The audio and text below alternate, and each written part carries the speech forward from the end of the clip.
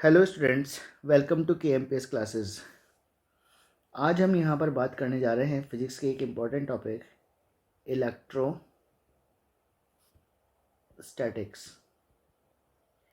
ये जो electrostatics topic है, इसको पढ़ने से पहले आप लोग मेरे पहले वेक्टर वाले जो वीडियोस हैं वो प्लीज़ ज़रूर देख लीजिए, क्योंकि वेक्टर्स की यहाँ पर बहुत ज़्यादा जो है यूज़ अपन करने वाले हैं। इलेक्ट्रोस्टैटिक्स की अगर अपन बात करें तो इसके प्रैक्टिकल तो आपने बचपन में ही स्टार्ट कर दिए थे। आप बोलोगे कैसे कर दिए थे, हमें तो पता ही नहीं था कि इलेक्ट्रोस्टैटिक्स नाम की कोई चीज़ होती है। लेकिन कंफर्म बात है कि आप लोगों ने बचपन में ही ये प्रैक्टिकल स्टार्ट कर दिए थे, इतने बड़े साइंटिस्ट हो गए थे आप बचपन में ही। आप लोगों ने कई बार अपने ड्राई हेयर से बलून को रब किया था और उसको वॉल पर फिक्स कर दिया था, चिपका दिया था। आपने कई बार कॉम को ड्राई हेयर से रब किया था और रब करने के बाद उसको छोटे छोटे पेपर पीसेस के पास में जब लेके गए थे तो पेपर पीसेस जो है चिपक गए थे कॉम के साथ में। आपने बोला कि कॉम मैग्नेट बन गया है। आप लोगों ने कई बार ऐसा भी किया था कि सर्दी पड़ रही है लेकिन ह्यूमिडिटी बहुत कम है और उस टाइम पर आपने जब स्वेटर अपनी रिमूव की तो उसमें से स्पार्क निकल रहे थे, अंधेरे में जो है वो चमकते हुए भी दिखाई देते थे आपको। ये सारे के सारे जो फिनोमिनाज हैं, ये सब कुछ इलेक्ट्रोस्टैटिक से रिलेटेड हैं। वो कैसे होते हैं, इन्हीं फिनोमिना के बारे में अपन बात करेंगे। यहाँ पर इलेक्ट्रोस्टैटिक्स की अगर अपन बात करें तो सबसे पहले तो ये समझना पड़ेगा इलेक्ट्रोस्टैटिक्स है क्या चीज़। तो इलेक्ट्रोस्टैटिक्स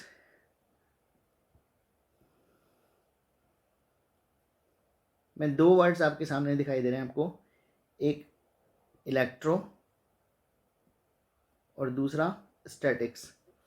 इलेक्ट्रो का मतलब बेसिक जो ग्रीक वर्ड है इलेक्ट्रम से लिया गया है और इलेक्ट्रम को बोलते हैं चार्ज। और यहाँ पर स्टैटिक्स का मतलब होता है रेस्ट। तो कुल मिलाकर के यहाँ पर अपन चार्ज की बात करेंगे। और कब बात करेंगे चार्ज की? जब वो रेस्ट में हो। हम रेस्ट में नहीं हमेशा ही रहेंगे, लेकिन हम यहाँ पर चार्ज के रेस्ट की बात कर रहे हैं। तो कुल मिलाकर के यहाँ पर हम इलेक्ट्रोस्टैटिक्स में क्या कर रहे हैं, हम स्टडी कर रहे हैं ऑफ चार्ज एट रेस्ट। इसी को अपन बोलते हैं इलेक्ट्रोस्टैटिक्स। अब आप बोलेंगे कि साहब ठीक है, ये बात समझ में आ गई कि study of charge at rest, लेकिन ये चार्ज क्या चीज़ है? तो चार्ज अगर अपन बात करें तो चार्ज को अपन अगर कंपेयर करना चाहें तो हम किसी भी मैटर के मास से कंपेयर कर सकते हैं। आप बोलोगे मास और चार्ज में क्या रिलेशन है? तो देखो भाई, सीधी सी बात यह है कि आप लोगों ने देखा हुआ है, सुना हुआ है, पढ़ा हुआ है कि अगर दो बॉडीज़ एक दूसरे से r डिस्टेंस पर अगर हैं, एक का मास अगर m1 है, दूसरे का मास अगर m2 है, तो यहाँ पर ये दोनों एक दूसरे को ग्रेविटेशनल फोर्स ऑफ अट्रैक्शन से अट्रैक्ट करती हैं, Gm1m2 अपॉन r²।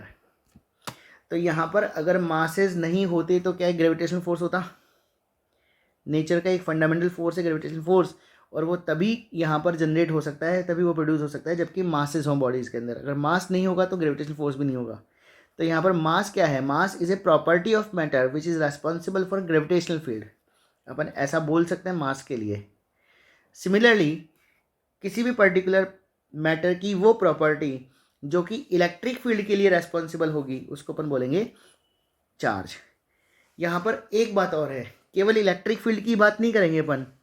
आप लोगों ने ये भी पढ़ा है कि कोई भी करंट कैरिंग वायर जो है वो मैग्नेटिक फील्ड भी क्रिएट करता है। इलेक्ट्रोमैग्नेट्स का नाम आपने सुना होगा। तो करंट की वजह से अगर मैग्नेटिक फील्ड जनरेट हो रही है तो करंट क्या है? करंट है मूविंग चार्ज।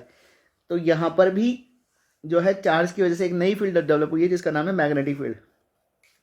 तो चार्ज जो है वो मैटर की वो बेसिक प्रॉपर्टी है जो कि इलेक्ट्रिक फील्ड भी जनरेट करती है और मैग्नेटिक फील्ड भी जनरेट करती है।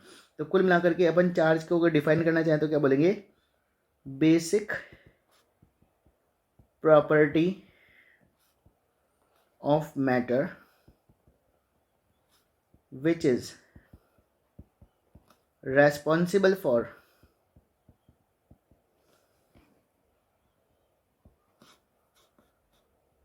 Electromagnetic interactions basic property of matter which is responsible for electromagnetic interactions, उसी को अपन बोलते हैं चार्ज। अब देखो, अगर चार्ज रेस्ट में अगर है तो वो बनाएगा इलेक्ट्रोस्टैटिक फील्ड। अगर चार्ज मोशन में है तो वो मैग्नेटिक फील्ड भी जनरेट करेगा।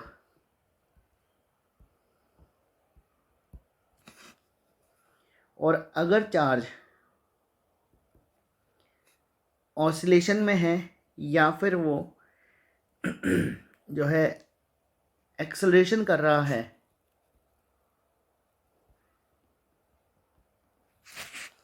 तो वो ईएम वेव भी जनरेट करता है। तो कुल मिलाकर के चार्ज जो है रेस्पॉन्सिबल है इलेक्ट्रोस्टैटिक फील्ड के लिए भी, मैग्नेटिक फील्ड के लिए भी और इलेक्ट्रोमैग्नेटिक वेव के लिए भी। यहाँ पर इस पर्टिकुलर में ये तो अपन ने समझ लिया कि यहाँ पर जो चार्ज है वो बेसिक प्रॉपर्टी है मैटर की, जो कि इलेक्ट्रिक फील्ड के लिए या मैग्नेटिक फील्ड के लिए रेस्पॉन्सिबल है। लेकिन यहाँ पर देखा गया कि इलेक्ट्रिक फोर्सेस जो होते थे या इलेक्ट्रोस्टैटिक फोर्सेस जो होते थे वो दो टाइप के होते थे। अट्रैक्शन भी हो सकता था और रिपल्शन भी हो सकता था। ग्रेविटेशन में क्या होता था, ग्रेविटेशन में केवल और केवल अट्रैक्शन होता था, तो अपन मास को केवल एक सिंगल टाइप में ही कन्वर्ट करते थे, उसको केवल यहाँ पर पॉजिटिव मास ही बोला करते थे। लेकिन अगर मैं चार्ज की बात करूँ तो चार्ज के लिए प्रॉब्लम क्या है कि दो तरह के फोर्सेज हैं, तो नेचर ऑफ चार्ज भी कितने होने चाहिए, दो टाइप के होने चाहिए। तो यहाँ पर मैं बोल सकता हूँ कि नेचर ऑफ चार्ज की मैं बात करूँ तो यहाँ पर there are two natures of charges. अब यहाँ पर नेचर बोल दीजिए, टाइप बोल दीजिए, एक ही बात है।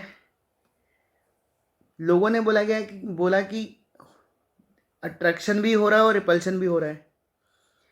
तो रिपल्शन तो कौन करेगा, सिमिलर टाइप के चार्जेस करेंगे, लेकिन अट्रैक्शन कौन करेगा, अपोजिट चार्ज टाइप के चार्जेस करने चाहिए। तो कुल मिलाकर के यहाँ पर ये बोला गया है कि यहाँ पर कुछ चार्जेस को एक कैटेगरी में रख दीजिए, कुछ चार्जेस को दूसरी कैटेगरी में रख दीजिए। तो यहाँ पर दो टाइप बनाएगी चार्जेस की, एक को बोला गया पॉजिटिव टाइप और दूसरे को बोला गया नेगेटिव टाइप्स। तो कुल मिलाकर के यहाँ पर दो तरह के चार्जेस हैं, पॉजिटिव एंड नेगेटिव। यहाँ पर पॉजिटिव का मतलब ये बिल्कुल भी नहीं है कि जीरो से ज़्यादा है, और नेगेटिव का मतलब ये भी नहीं है कि वो जीरो से कम है। पॉजिटिव नेगेटिव उन ग्रुप के नाम हैं। जैसे मैग्नेट में आपने देखा होगा नॉर्थ पोल और साउथ पोल, तो उसमें तो प्लस और माइनस नहीं है ना, लेकिन वो भी दो अलग अलग टाइप के पोल्स हैं। सिमिलरली यहाँ पर पॉजिटिव और नेगेटिव दो अलग अलग टाइप के चार्जेस हैं, ग्रुप्स हैं चार्जेस के। इलेक्ट्रॉन जो है was considered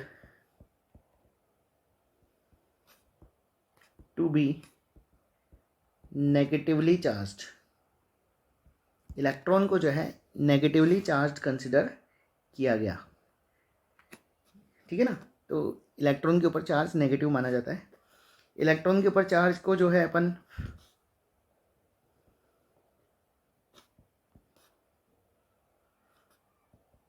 इसको रिप्रेजेंट करते हैं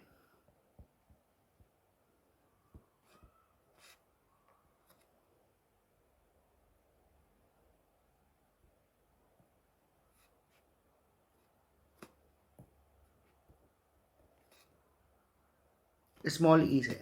देखो, अगर मैंने ई के ऊपर माइनस का साइन लगाया तो ये तो है इलेक्ट्रॉन, और केवल ई लिखा है तो ये इलेक्ट्रॉन नहीं है, ये इलेक्ट्रॉन का चार्ज है। और इसकी वैल्यू होती है 1.6 इंटू 10⁻⁹ कूलाम। कूलाम इज ऐसा यूनिट ऑफ चार्ज। तो अगर आपको कहीं भी केवल ई दिख जाए लिखा हुआ, तो इस ई का मतलब हमेशा होगा 1.6 इंटू 10⁻⁹ कूलाम। और ई के ऊपर अगर माइनस का साइन दिख जाए आपको, तो इसका मतलब यह है इलेक्ट्रॉन का सिंबल। इलेक्ट्रॉन के चार्ज को नेगेटिव कंसिडर किया जाता है। तो कुल मिलाकर के यहाँ पर इलेक्ट्रॉन का चार्ज होगा -1.6 इंटू 10⁻⁹ कूलाम। यहाँ पर इलेक्ट्रॉन का चार्ज अगर नेगेटिव है तो प्रोटॉन का चार्ज डेफिनेट सी बात है कि पॉजिटिव होगा। अब किसी बॉडी को अगर अपन चार्ज करें तो कैसे करें, तो भाई देखो सीधी सी बात है कि प्रोटॉन कहाँ होते हैं, तो प्रोटॉन होते हैं न्यूक्लियस के अंदर। इलेक्ट्रॉन कहाँ पर हैं, तो इलेक्ट्रॉन हैं बाहर। अब एक बात बताइए कि यहाँ पर इन प्रोटॉन को अगर निकालना है या ऐड करना है तो हमें बहुत सारे एनर्जी लेवल से जाना पड़ेगा, और न्यूक्लियस के अंदर जाने के लिए तो हमें मेगा इलेक्ट्रॉन वोल्ट की एनर्जी चाहिए। जबकि इलेक्ट्रॉन को रिमूव करना या ऐड करना बहुत आसान है, क्योंकि यहाँ पर कुछ इलेक्ट्रॉन वोल्ट की एनर्जी से ही काम चल जाएगा। तो मैं आपको ये कहने की कोशिश कर रहा हूँ कि इस पर्टिकुलर में अगर अपन ध्यान से देखना चाहें तो किसको निकालना आसान है, प्रोटॉन को या इलेक्ट्रॉन को? तो आंसर है इलेक्ट्रॉन को जो है रिमूव भी आसानी से किया जा सकता है और ऐड भी आसानी से किया जा सकता है। एक न्यूट्रल बॉडी के अंदर जितने नंबर ऑफ प्रोटॉन है उतने इलेक्ट्रॉन है, तो इन्हें न्यूट्रल एटम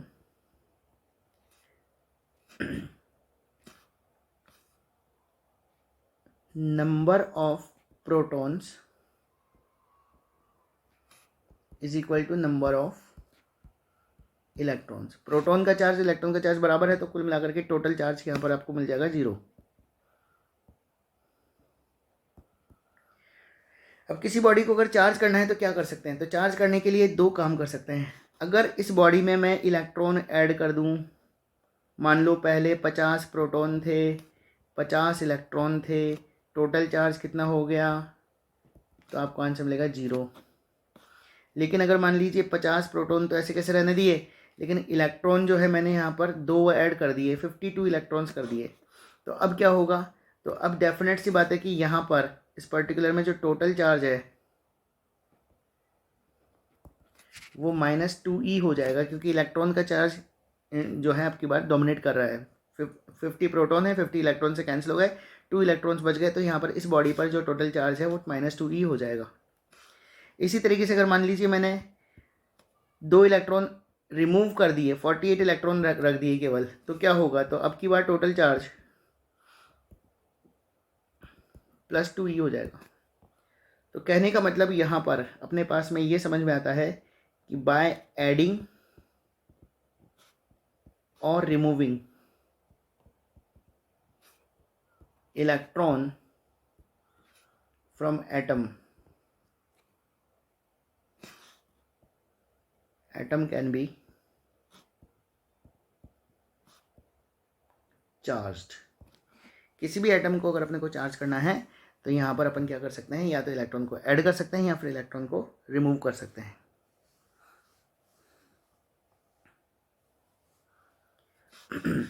अगर रिमूव करेंगे इलेक्ट्रॉन्स को तो पॉजिटिव चार्ज आएगा, और अगर ऐड करेंगे इलेक्ट्रॉन्स को तो नेगेटिव चार्ज आएगा।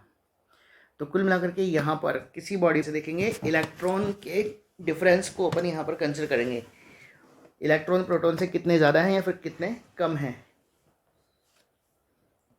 तो ये बात मेरे ख्याल से आपको समझ में आ गई होगी। यहाँ पर इस पर्टिकुलर में एक और बेसिक बात अपन यहाँ पर इस पर्टिकुलर में करेंगे, और वो है चार्जेस की कुछ बेसिक प्रॉपर्टीज़, या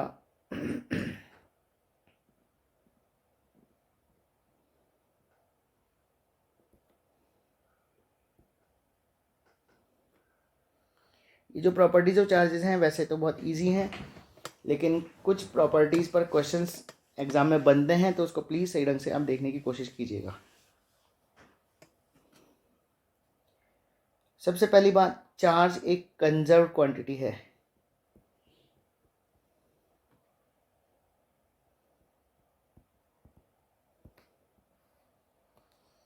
इसका मतलब क्या हुआ, तो इसका मतलब ये है कि किसी बॉडी पर जो टोटल चार्ज है, या किसी बॉडी की भी बात छोड़िए आप, हमारे पूरे यूनिवर्स में जो है टोटल चार्ज ये हमेशा कांस्टेंट रहता है। टोटल चार्ज में कभी भी कोई चेंज नहीं आता है। इसको एग्जाम्पल से समझने की कोशिश कीजिएगा। जैसे मान लो एक रूम है, अब इस रूम में करीबन मान लीजिए 10 लोग बैठे हुए हैं, सबके पास कुछ ना कुछ पैसे हैं। टोटल मनी जो है, मान लो इस आदमी के पास में 100 रुपये हैं, इसके पास में 500 रुपये हैं, इसके पास में 1000 रुपये हैं, है ना। इसी तरीके से और भी जो है सबके पास में कुछ ना कुछ पैसे यहाँ पर हैं। चलो मान लो यहाँ पर एग्जांपल अपन थोड़ा छोटा कर लेते हैं, बिना बाद में ज़्यादा कैलकुलेशन क्यों की जाए। तो कुल मिलाकर के यहाँ पर इस रूम में टोटल कितनी मनी है, तो 1600 1600 is the total money.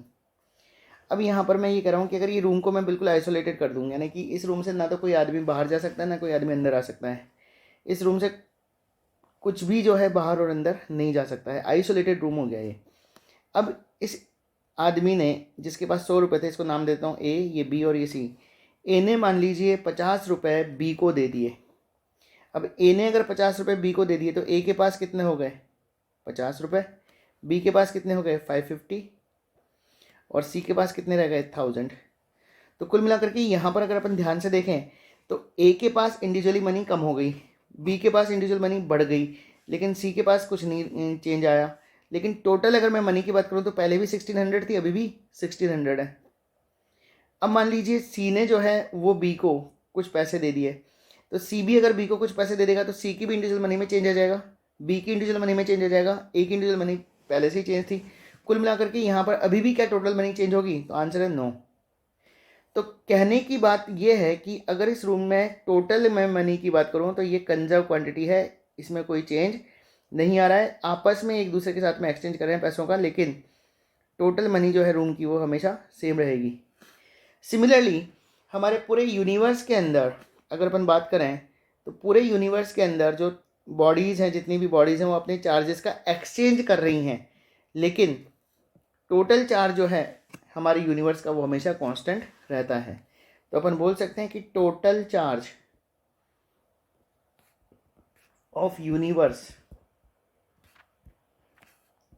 Is constant.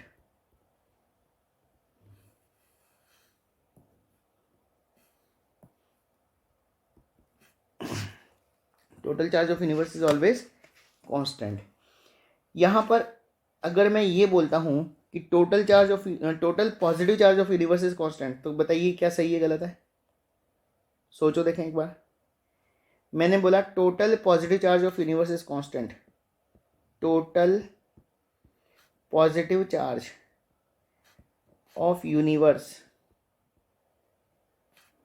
Is constant, क्या ये बात सही है? दूसरी बात बोल देता हूँ, total negative charge of universe is constant, ये बताइए क्या ये सही है? सोचिए। ठीक है, मैं बताता हूँ। देखिए एक एग्जांपल ले लेते हैं अपन, बहुत सिंपल सा, Na plus Cl minus gives NaCl। अब ध्यान से देखिए यहाँ पर हो क्या रहा है, Na के पास प्लस E चार्ज था, Cl के पास माइनस E चार्ज था, और NaCl के पास कितना चार्ज है 0। तो यहाँ पर इंडिविजुअल पॉजिटिव चार्ज और नेगेटिव चार्ज जो है वो तो चेंज हो गए, लेकिन टोटल चार्ज की मैं बात करूँ तो पहले भी टोटल चार्ज 0 था, प्लस ई और माइनस ई का सम करोगे तो 0 आएगा, और बाद में भी जो टोटल चार्ज है वो 0 ही है। तो कुल मिलाकर के total charge of universe is constant, ये वाली बात तो बिल्कुल सही है, लेकिन ये वाली बात और ये वाली बात जो है दोनों गलत हैं। क्यों? क्योंकि पॉजिटिव चार्ज चेंज हो सकता है, नेगेटिव चार्ज भी चेंज हो सकता है किसी भी पर्टिकुलर सिस्टम में, लेकिन टोटल चार्ज जो है वो चेंज कभी भी नहीं होगा। जैसे मान लीजिए एक बॉडी है,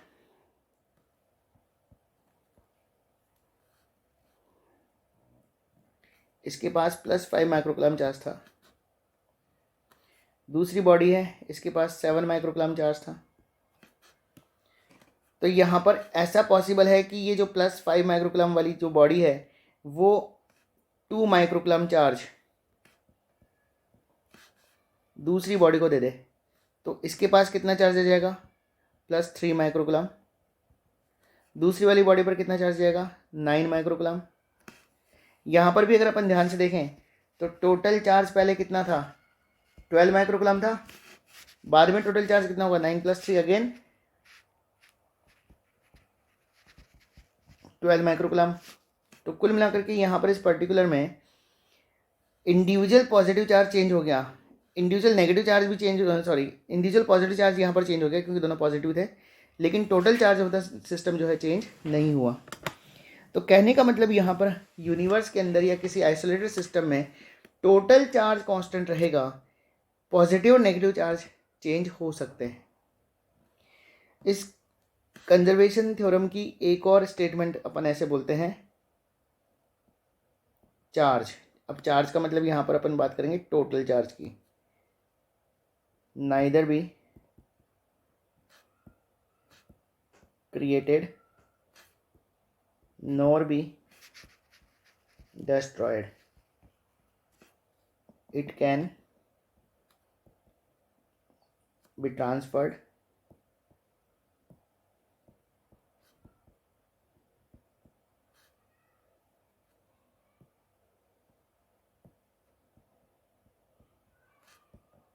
from one body to another. Charge को हम ना तो क्रिएट कर सकते हैं टोटल चार्ज को, ना ही अपन डिस्ट्रॉय कर सकते हैं। हम केवल और केवल क्या कर सकते हैं, एक बॉडी से दूसरी बॉडी पर उसको ट्रांसफ़र कर सकते हैं, जैसे कि यहाँ पर अपन ने किया है फर्स्ट इस केस में। तो यहाँ पर कंजर्वेशन चार्ज में आपको यही ध्यान रखना है कि टोटल चार्ज कंजर्व होता है, पॉजिटिव चार्ज कंजर्व नहीं है, नेगेटिव चार्ज भी कंजर्व नहीं है। चार्ज जो है इसको डिफाइन करने के लिए हमें डायरेक्शन की रिक्वायरमेंट होती है क्या, तो आंसर है नो। तो सेकंड प्रॉपर्टी की मैं बात करूँ तो सीधा सीधा लिख सकता हूँ कि चार्ज जो है इज ए स्केलर क्वांटिटी।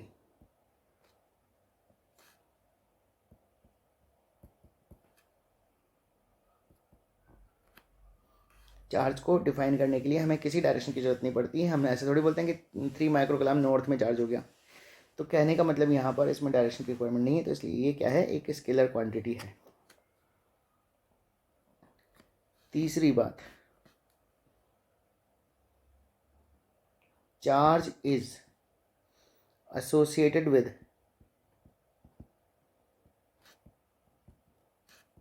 मास। अब इस बात को भी अपन समझते हैं।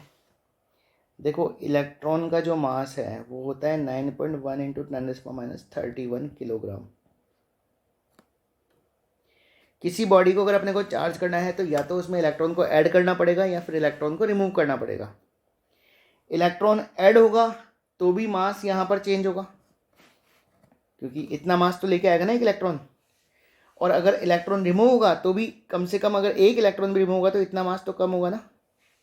तो कहने का मतलब यहाँ पर किसी भी बॉडी पर अगर चार्ज आएगा तो इलेक्ट्रॉन जो है, क्योंकि उसकी या तो एक्सेस होगी या फिर डेफिशिएंसी आएगी यहाँ पर, या तो इलेक्ट्रॉन को ऐड करना पड़ेगा या इलेक्ट्रॉन को रिमूव करना पड़ेगा, तो डेफिनेट सी बात है कि उस बॉडी का मास चेंज होगा। तो यहाँ पर अपन लिख सकते हैं, if A particle is charged then its mass changes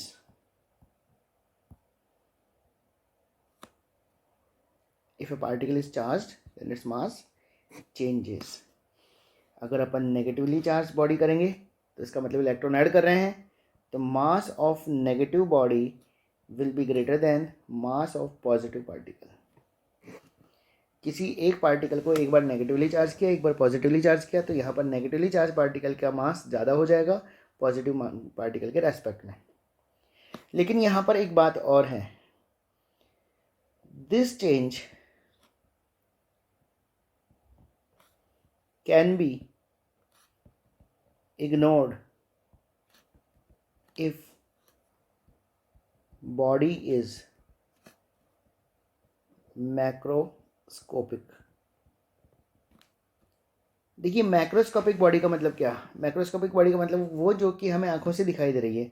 कोई भी बॉडी अगर अपने को आंखों से दिखाई दे रही है तो उसका मास कम से कम कुछ ग्राम में तो होगा। मैक्रोस्कोपिक बॉडी का मास जो है जनरली कुछ ग्राम्स में तो होगा ना बेटा। ग्राम्स में होने का मतलब कम, यहाँ पर 10⁻³ किलोग्राम। एक बॉडी का मास है 10⁻³ माइक्रो किलोग्राम और दूसरी बॉडी का मास है कितना, -31। तो डेफिनेट सी बात है कि 10⁻31 जो मास है वो बहुत ही कम है 10⁻³ के रेस्पेक्ट में। तो मास ऑफ इलेक्ट्रॉन जो होगा वो डेफिनेट सी बात है कि वो बहुत कम होगा मैक्रोस्कोपिक बॉडी के मास से।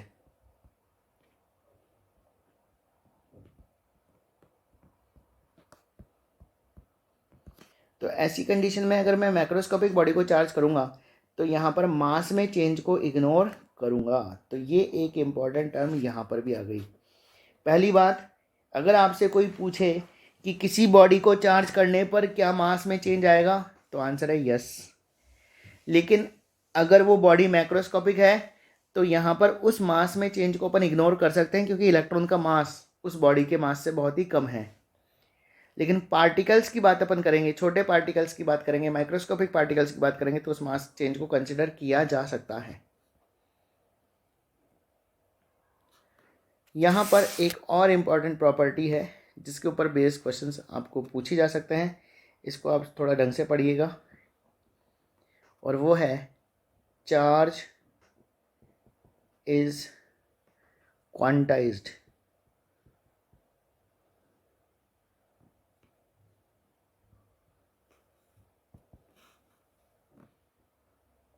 Charge is quantized. तो सबसे पहले तो आप ये समझिए कि क्वांटाइज्ड क्वांटिटी का मतलब क्या है। क्वांटाइज्ड क्वांटिटी का मतलब समझने के लिए सबसे पहला तरीका ये हो सकता है कि आप अपने घर की स्टेयर केस को देखिए। स्टेयर केस के जितने भी स्टेयर्स होंगे वो लेंथ और हाइट में और ब्रेड्थ में सब तरीके से सेम होंगे। उनकी लेंथ भी सेम होगी, उनकी ब्रेड्थ भी सेम होगी और उनकी हाइट भी सेम होगी।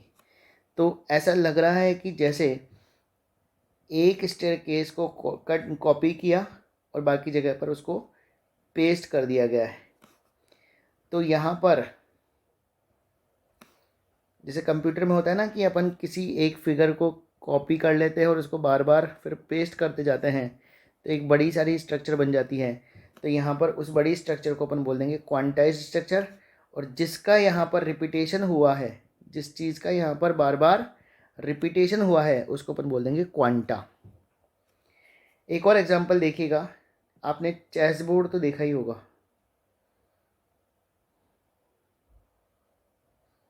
चेस बोर्ड को अगर आप ध्यान से देखेंगे तो उसमें 64 स्क्वायर्स होते हैं, और स्क्वायर जो है अगर ध्यान से अगर अपन देखेंगे तो जितने भी स्क्वायर्स हैं उस चेस बोर्ड के अंदर उनकी डायमेंशन सेम होती है। कलर अलग अलग हैं लेकिन डायमेंशन सेम होगी हमेशा।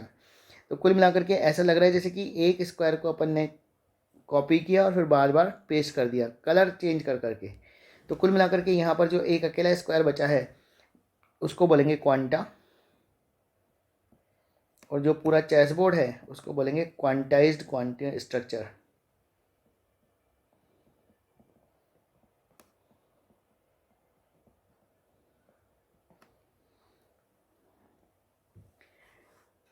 और एग्जांपल देखना चाहें तो क्रिस्टल स्ट्रक्चर को अपन देख सकते हैं। एक क्रिस्टल स्ट्रक्चर में यूनिट सेल्स का बार बार रिपीटेशन होता है, तो यूनिट सेल हो गई क्वांटा, और क्रिस्टल स्ट्रक्चर जो है वो अपने आप में हो गई क्वांटाइज्ड स्ट्रक्चर।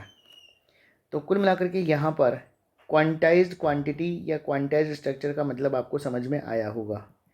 तो अब यहाँ पर अपन बात कर सकते हैं कि किसी बॉडी को अगर अपन चार्ज करते हैं, जैसे मान लीजिए एक बॉडी है, इसको अपन ने चार्ज किया। जैसे मान लो मैं इसको पॉजिटिवली चार्ज करना चाहता हूँ, तो क्या करूँगा मैं, इसमें 20 इलेक्ट्रॉन्स रिमूव कर सकता हूँ।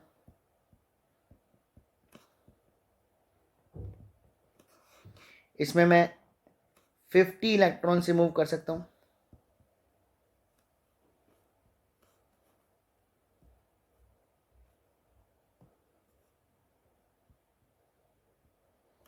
ऐसा तो नहीं है कि मैं 1.2 इलेक्ट्रॉन रिमूव कर दूँ। 0.2 इलेक्ट्रॉन कहाँ से लाऊंगा भाई। तो कहने का मतलब ये है कि किसी बॉडी में अगर मुझे इलेक्ट्रॉन को रिमूव करना है तो मैं 1 इलेक्ट्रॉन रिमूव कर सकता हूँ, 5 इलेक्ट्रॉन रिमूव कर सकता हूँ, 10 इलेक्ट्रॉन रिमूव कर सकता हूँ, लेकिन 3/2 इलेक्ट्रॉन रिमूव नहीं कर सकता, मैं 2/3 इलेक्ट्रॉन रिमूव नहीं कर सकता, मैं यहाँ पर 10⁻⁵ इलेक्ट्रॉन्स को रिमूव नहीं कर सकता, क्योंकि इलेक्ट्रॉन कभी फ्रैक्शन में होंगे ही नहीं। इलेक्ट्रॉन या पूरा पूरा जाएगा या पूरा पूरा आएगा। तो कहने का मतलब यहाँ पर किसी भी पर्टिकुलर बॉडी पर अगर चार्ज आएगा, जैसे मान लो ये 20 इलेक्ट्रॉन मैंने रिमूव किए, तो बॉडी पर चार्ज कितना आएगा, तो बॉडी पर चार्ज यहाँ पर आएगा Q = 20E पॉजिटिव में। यहाँ पर चार्ज कितना आएगा, तो Q बराबर आएगा 50E। तो कहने का मतलब यहाँ पर एक इलेक्ट्रॉन के चार्ज के इस ई के 20 बार रिपीटेशन से ये वाला क्यू बना है, इसको मैं Q1 बोल देता हूँ। यहाँ पर एक इलेक्ट्रॉन के चार्ज के 50 टाइम्स रिपीटेशन से मुझे ये Q2 मिल रहा है। तो कुल मिलाकर के यहाँ पर इसी को बोलते हैं क्वांटाइज्ड क्वांटिटी। एक ही क्वांटिटी के बार बार रिपीटेशन से एक बड़ी क्वांटिटी अपने को मिल रही है। तो ये बड़ी वाली जो क्वांटिटी है ये तो है क्वांटाइज्ड क्वांटिटी, और ये वाली जो क्वांटिटी है इसको बोलेंगे क्वांटा। जिसका रिपीटेशन हो रहा है वो क्वांटा, और उस रिपीटेशन से जो बड़ी क्वांटिटी बनी है उसको बोलेंगे क्वांटाइज्ड क्वांटिटी। तो कुल मिलाकर के यहाँ पर अपन फाइनली बोल सकते हैं charge on a body is always integer multiple of charge of electron। ठीक है ना। तो कहने का मतलब किसी बॉडी पर जो चार्ज होगा वो होगा n टाइम्स ऑफ E। यहाँ पर n क्या है, तो n है इंटीजर। इंटीजर का क्या मतलब होता है,